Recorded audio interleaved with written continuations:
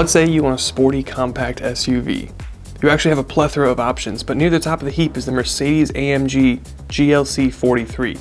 And today, thanks to the generosity of our friends at Mercedes-Benz of Milwaukee, we're gonna go for a ride so I can show you exactly why I like this thing so much. A lot of times what I've found is that the full-bore performance versions of these sporty SUVs are just a whisper too far. The suspension's too stiff, the steering is too fast or too heavy. So a lot of times what I'll actually find is that the mid-grade performance trims are actually kind of the sweet spot. And I think that's what's going on here. This GLC43 gets the 3-liter twin-turbo V6, making 385 horsepower and 384 pound-feet. Is it a hand-built AMG engine? No. Is it a V8? No. But it's still got a 4MATIC all-wheel drive system, and it's still quick, and it still packs plenty of drama. One of my favorite things about these Mercedes-AMG cars is the gearbox. Sure, you don't get the big, shouty V8 sound that you would, but the cracks and the pops and the personality that you get on the gear change is just so full of drama. And makes some pretty good sounds too. So this GLC43 is quick and sharp, but it does more than just go in a straight line. The chassis is nice and solid, this one comes with adaptive air ride, and the steering is sharp with decent feeling from the Goodyear Eagle summer tires. Not only that, but you get upgraded brakes. The tip-in from the steering rack is really good. The chassis stays nice and flat due to the air suspension, and I can feel what the front tires are doing through the steering wheel. And the power, it's easy to roll on it without completely upsetting the balance of the car. So, much like the C43, the lightness of the V6 gives the car a lighter and more athletic personality, but this is a Benz, so what's on the other side of the badge?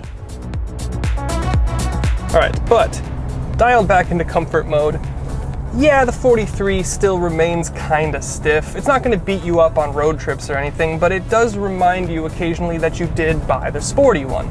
But the rest of the experience is really, really nice. It's quiet, the power is very smooth, the cabin is quiet and it feels very solid and refined, and then the visibility, it's great, it's fantastic. And ultimately, what it feels like behind the wheel is a Mercedes. And that is a pretty high compliment. This GLC gracefully blurs the lines between sport and luxury. So let's step outside so I can show you what I mean. All right, so the GLC43 AMG. Now, behind the wheel, I think the most exciting thing about this car is the transmission. I always like the drama that the 9-speed gives you, but once you get outside, you realize that, oh yes, this is in fact the distinguished, upscale, elegant car, because the design kind of portrays that. It's a very simple body, simple profile. You've got some easy creases in your hood. It's not the big bulging power dome hood like you would get in the full-fledged 63, but you do get some nice dimension to it. I love the whites that Mercedes does. The joke is that all Mercedes are in kind of neutral tones, but they do make a really, really beautiful cardinal red as well as a blue. I do like the running lights that they've got here for this facelifted generation. It adds a little bit more dimension, a little bit more personality. And then in your grille, of course, it's the Panamericana grille, which used to be exclusive to the 63s, the big V8s. The old 43s had the spindle. I like the spindle. I like the Panamericana grille a little bit more. It gives it a little bit more presence. Now down in your lower fascia, it's a pretty simple design. You have some functional aero bringing air around the face, around the side, and we'll talk about that in a minute, but you do have the night package, which means blacked out front splitter, and then you've got black wing mirrors, black window treatments, black roof rails, and a couple other things around the body. But like I said, we're gonna bring our attention over here to the 20-inch wheels. They're kind of a two-tone black and almost like a brushed aluminum design to it. Silver AMG calipers wrapped in Goodyear all-season tires. You do have on your front fender the bi-turbo badge, so of course this is twin-turbo V6. And then like we said, the profile, it's very simple. You have one nice sharp body line around your belt, and then I love the way that Mercedes does the handles, because it almost seems like the chrome has been draped over the top and it's almost just like melting off the back. It's just kind of a cool design, but then we get around to the back. And again, the back is very simple. You're noticing a theme here. It's very simple, very elegant, and doesn't have to be over stylized. You do have chrome badges for your AMG, your 3-pointed star, and your 43 on the right-hand side. You've got some nice LED running lights in your tail light. And then down below, you have a gloss black diffuser with your black quad tips. So with that, let's step inside. And then on the interior of the GLC AMG, the design is very nice. I've always really liked this generation of interior from Mercedes, especially on this GLC. The way they do that center console, you've got a nice open pore wood here. Very nice. I always love that. I'm a sucker for that. But you've got really nice like wrapped aluminum on your venting.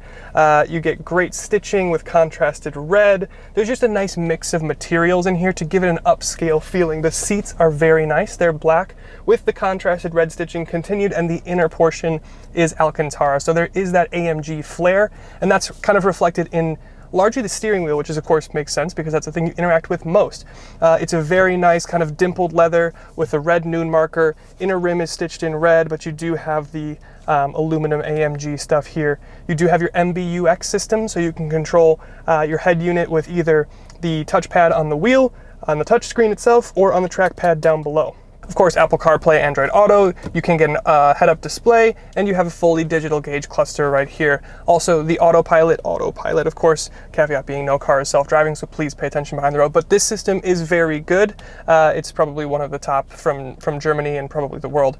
So it is really nice. But again, the thing that really stands out to me is the space and the comfortability that I have in here, even with it being, you know, the sporty oriented model. So the seats are actually really comfortable despite being the sport seats. You have a big double pano roof, which brings a lot of air into here and a lot of light, making it feel bigger and more spacious. I have a lot of headroom. I do feel really, really comfortable. You have hard buttons for your climate controls down here, so your fan speed, your temperature. You've got shortcut hard buttons down here for your map, your phone integration, your car settings, and your hazard lights and things like that. And of course, you do have this little open pore door where you can have your wireless charger and your cup holders.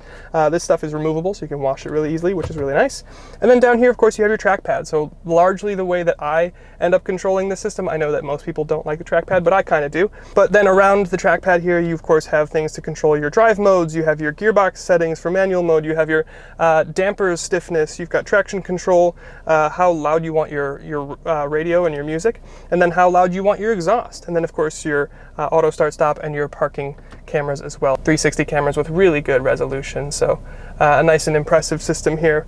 And then in terms of storage, it's pretty standard. You've got this kind of dual opening center console with USB-Cs. You've got your glove box, and then of course you've got your door bins. Of course, nothing is quite big enough to house my emotional support water bottle, but that's par for the course with pretty much everything aside from a 4Runner. So, but then in terms of back seats, this is where the GLC I think starts to make a lot of sense over something like an X3 M40. You have a bit more legroom back there. I think headroom is a little bit better as well. Of course, you get your dedicated sunroof back there, and then you do have some creature comforts like air vents and you know, other things like their ambient lighting and so on. And then in terms of the trunk, again, I think this is where the GLC starts to make a lot of sense. You don't have quite as much room as you would in a Q5, but you have more than you would in like an X3. So it is a totally usable package. And again, you know, we have that caveat of this is going to have a new generation for the next year or 2 years or whatever it may be. And then of course the cabins always get bigger and more spacious. So if it's not quite enough room for you now, which I would be surprised, but you can always wait for a year or so.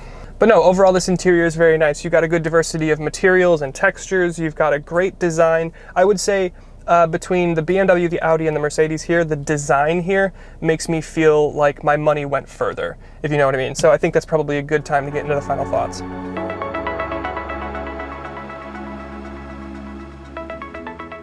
So the GLC43 AMG. It's one of my favorites, and a lot of that comes from the playful drama from the gearbox. But the best thing is that it doesn't lose what it is.